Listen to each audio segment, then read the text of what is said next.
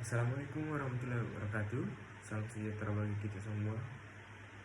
Perkenalkan, nama saya Koeloi, NIM 220907502040. Pada kesempatan kali ini saya akan mempresentasikan hasil tugas akhir saya dalam mata kuliah ekonomi makro. Materi yang pertama yaitu perhitungan pendapatan nasional. Pendapatan nasional adalah jumlah total pendapatan yang dihasilkan oleh suatu negara selama periode tertentu. Pendapatan nasional juga dapat dihitung dengan menggunakan 3 pendekatan, yaitu pendekatan produksi, pendekatan pengeluaran, dan pendekatan pendapatan. Pendekatan produksi menghitung pendapatan nasional berdasarkan nilai tambah yang dihasilkan oleh sektor-sektor ekonomi. Adapun komponen pendapatan nasional terdiri dari gaji dan upah, laba bunga, dan sewa. Gaji dan upah merupakan pendapatan yang diterima oleh tenaga kerja dari pekerjanya. Laba merupakan keuntungan yang diperoleh oleh perusahaan dari hasil produksinya. Bunga merupakan pendapatan yang diperoleh dari pinjaman atau investasi. Sewa merupakan pendapatan dari penyewaan aset-aset seperti tanah atau bangunan. Materi kedua, mengatur biaya hidup atau indeks harga konsumen. Indeks harga konsumen atau IHK digunakan untuk mengukur perubahan harga rata-rata barang dan jasa yang dikonsumsi oleh rumah tangga dalam suatu negara. IHK memberikan gambaran tentang perubahan biaya hidup atau daya beli konsumen dari waktu ke waktu. Ada pun beberapa faktor yang mempengaruhi perubahan IHK, di antara lain ketersediaan barang dan jasa, permintaan penawaran, serta kebijakan pemerintah terkait harga.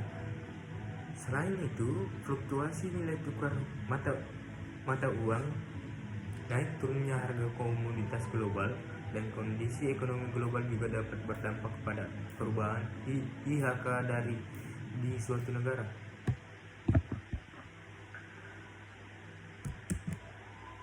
Materi ketiga, produksi dan pertumbuhan ekonomi. Produksi dan pertumbuhan ekonomi dua konsep yang saling terkait dalam konteks aktivitas ekonomi suatu negara atau wilayah. Produksi dapat diukur dengan berbagai cara seperti output fisik.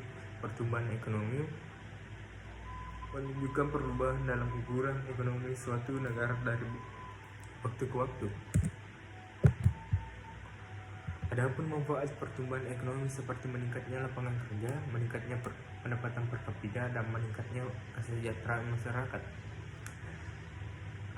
Selain itu, produksi dan pertumbuhan ekonomi juga dapat meningkatkan daya saing suatu negara di pasar global dan membantu mengurangi kemiskinan.